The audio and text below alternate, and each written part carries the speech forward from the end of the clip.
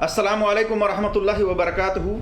अल्हम्दुलिल्लाहि रब्बिल आलमीन वस्सलातु वस्सलामु अला अशरफिल अंबिया वल मुरसलीन नबीना मुहम्मद व अला आलिहि व सहबिहि अजमईन अम्मा बाद।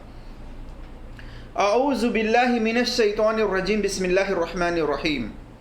क़ाल अल्लाहु तबारक व तआला फ़ी क़ुरआनिल मजीद लक़द कान लकुम फ़ी रसूलिल्लाहि उस्वतुन हसना व क़ाल नबी सल्लल्लाहु अलैहि वसल्लम सल्लु कमा रअयतमूनी उसल्ली।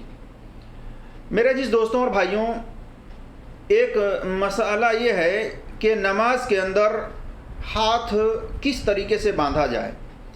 इस बारे में अला सदरी के जो अल्फाज हैं कि सीने पर हाथ बांधा जाए, उसके अंदर जितनी रिवायतें हैं सबके अंदर कुछ न कुछ कलाम है, कुछ न कुछ उसके अंदर जरह मौजूद है मुहद्दिसीनों की।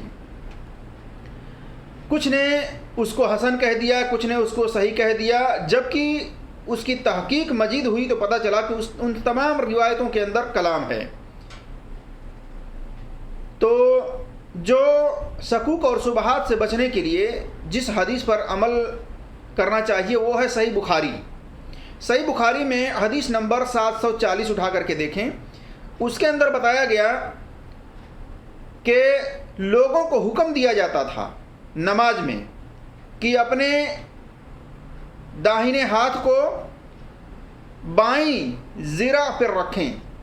ज़िरा के क्या माने हैं? आप अगर उठाएंगे लुगत की किताब, वहीदुद्दीन जमा खान की लुगत की किताब है जिसका नाम है अल कामूस, उसके अंदर सफ़ा नंबर 568, वहाँ आप जा करके देखें कि ज़िरा के क्या माने हैं। ज़िरा कहते हैं ये केहूनी से लेकर के और ये हाथ की जो दरमियानी उंगली है इसकी लंबाई तक, यानी ये पूरा ज़िरा में आता है, ये पूरा हिस्सा ज़िरा के माने हैं।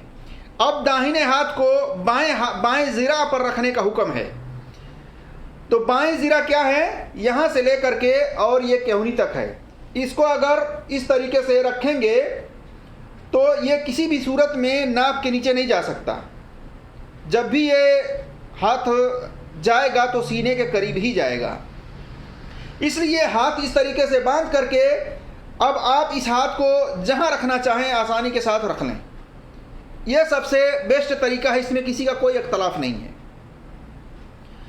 इसी तरीके से जो लोग दलील देते हैं कि नाभ के नीचे हाथ रखा जाए, और उनकी रिवायत अली रजी अल्लाह ताला अन्हु की है। कहते हैं कि अली रजी अल्लाह ताला अन्हु बयान करते हैं कि सुन्नत यह है कि अपने दाहिने हाथ को बाएं हाथ पर रख करके नाभ के नीचे रखा जाए, और यही सुन्नत है। ये रिवायत सुनन नबी दाऊद के अंदर हदीस नंबर 756 में और 758 में मौजूद है। और ख़ुद इमाम अबू दाऊद रहमतुल्लाह अलैह इस रिवायत को लाने के बाद इन्होंने इसकी सनद को ज़ईफ़ करार दिया है, क्योंकि इसकी सनद में अब्दुर्रहमान बिन इसहाक अल-कूफ़ी अल-वस्ती ज़ईफ़ है, मतरूक है, और दूसरा रावी ज़ियाद बिन ज़ैद मजहूल है। देखिए तक़रीब अत-तहज़ीब जिल्द नंबर 2 सफ़ा नंबर 3799 पर, इसी तरीके से 2078 पर। और यही रावी अब्दुर्रहमान बिन इसहाक अल-कूफ़ी अल-वस्ती को इमाम अहमद बिन हम्बल रहमतुल्लाह अलैह ने और इमाम अबू हातिम ने मुनकरुल हदीस कहा है।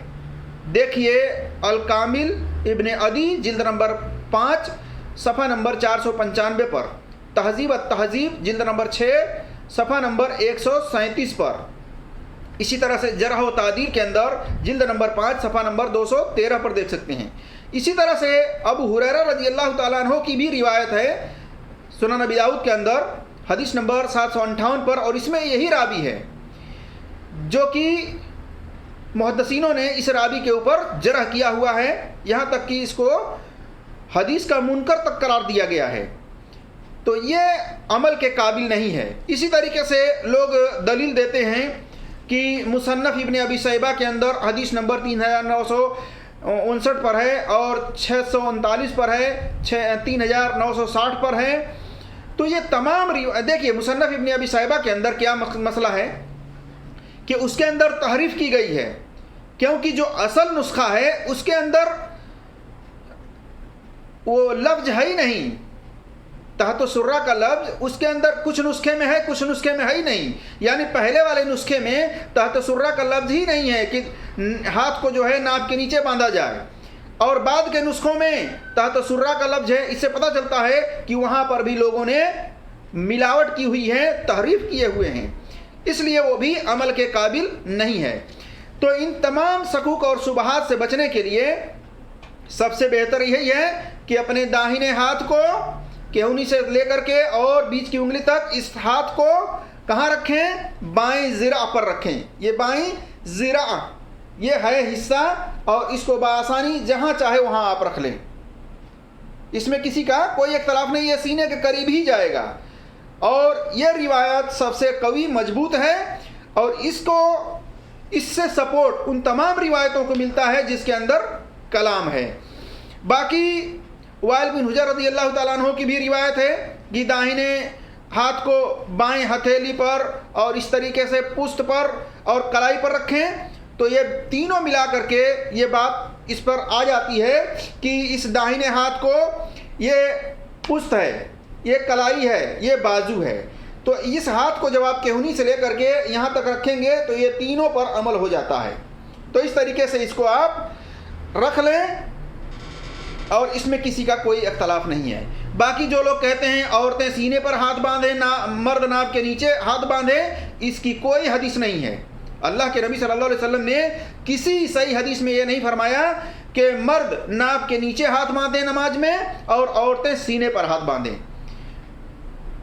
لیکن احناف جو ہیں اپنے آپ کو اہل حق کہنے والے عورتوں کو سینے پر ہاتھ بندھواتے ہیں اور مردوں کو ناف کے نیچے ہاتھ بندھواتے ہیں, جو کہ بالکل درست نہیں ہے یہ ان کا طریقہ.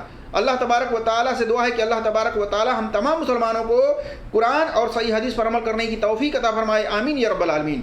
اللہ تبارک و تعالیٰ نے فرمایا کہ لوگوں رسول کی زندگی تمہارے لیے بہترین آئیڈیل اور نمونہ ہیں. تو رسول اللہ صلی اللہ علیہ وسلم کے طرف سے ہی لوگوں کو حکم دیا جاتا تھا, جیسا کہ صحیح بخاری حدیث نمبر 740 میں کہ لوگوں کو حکم دیا جاتا تھا کہ نماز میں اپنے داہنے ہاتھ کو بائیں ذراع پر رکھیں. تو حکم کس کے طرف سے ہوتا ہے؟ نبی صلی اللہ علیہ وسلم کی طرف سے ہوتا ہے نماز کے اندر کوئی بھی عمل کرنے کے لیے.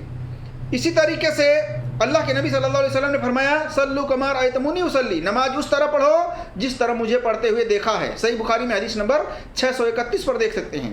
تو نماز میں جس طرح نبی صلی اللہ علیہ وسلم سے ثابت ہے ہمیں چاہیے کہ ہم وہ کام اسی طریقے سے کریں. اللہ تبارک و تعالی ہم تمام مسلمانوں کو دین کی صحیح سمجھ عطا فرمائے, آمین یا رب العالمین. السلام علیکم ورحمۃ اللہ وبرکاتہ.